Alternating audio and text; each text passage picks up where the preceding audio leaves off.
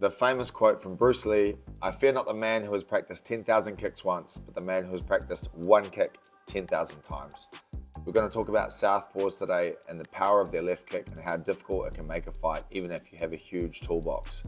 The stance is the first thing we're going to talk about. You can see the back leg here is aggressively 45 degrees backwards and loaded up. As you can see, it nearly blows my hip completely off there, and I didn't get my shin there in time to block the kick.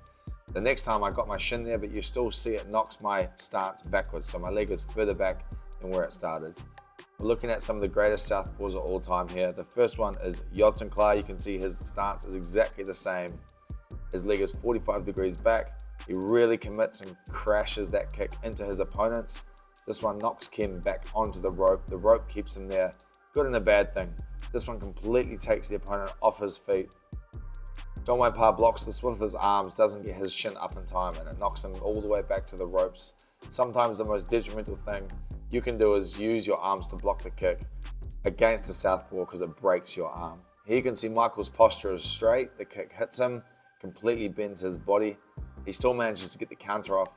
He's much more used to getting kicked hard than most people are. He fights a lot of ties. Look at that wide stance, that aggressive back leg.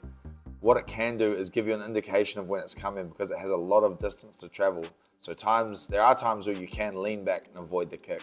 It is different if they do kick lower towards the midline though.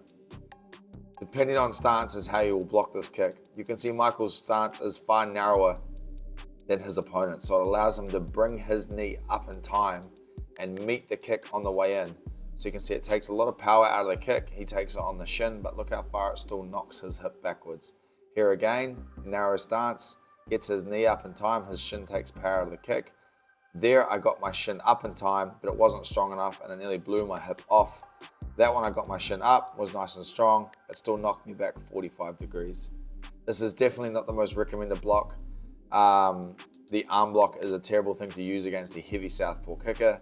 It hurts, your arms usually just end up broken or very, very bruised. Michael uses it and counters successfully. But the next example we have coming, he uses the same block, but the kick knocks him off balance, causing him to miss the right hand. So it is good and bad, but mostly bad if it's a heavy kicker because of this. The arm just shatters eventually.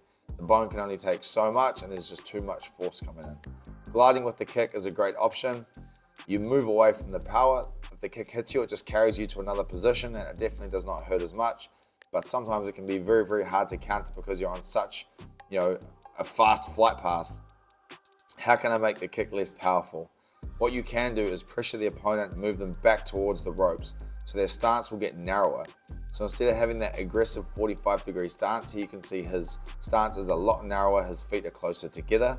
However, the downside of this is that his kick travels faster. So you can see Michael brings his shin forwards to meet the kick, but the kick's already on his arms. It's gone completely over the shin because it just has less wind-up time, so it's traveling faster. It also allows him to do really crafty things like that, like bang that little push kick in there and stop Michael countering after. A great way to attack heavy left kickers is by putting them on one foot first. Here you can see he jabs and gets him on one foot. Would have been a brilliant opportunity to attack.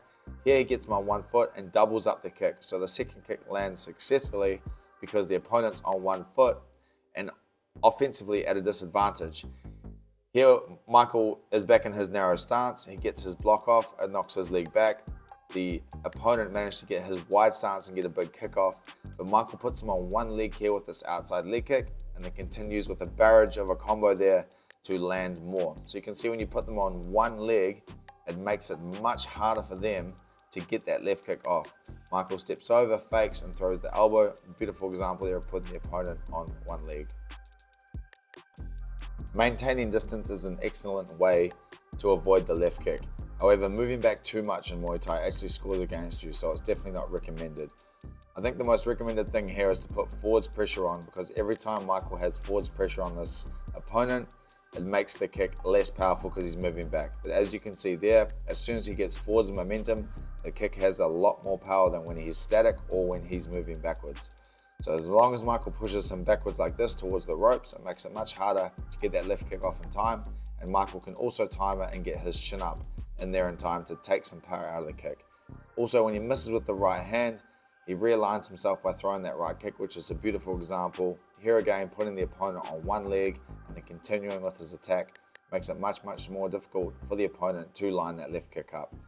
Using fakes and feints to disrupt the rhythm of the Thai is a beautiful thing that Michael did in this fight.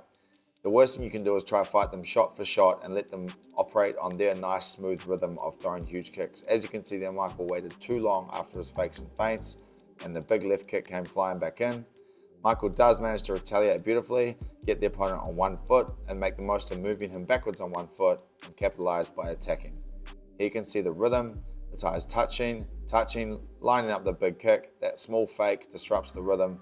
Michael lifts his leg up as a fake and it just completely ruins the left kick. Attacking in bunches or with combos is definitely a good way to approach fight somebody that has an extremely good left kick and they're very good at timing it at a nice slow rhythm. Throwing unorthodox attacks like Michael's here keeps him guessing and makes it very difficult for him to get that left kick off because they're preoccupied with defending the volume that's coming in. Fighting on their terms and a rhythmic Thai style will always be harder. Mixing up the attacks and being strategically unconventional can definitely help sometimes. But the saying goes, if you want the belt from the champ, then you must take it. And I believe Michael did, so appreciate this.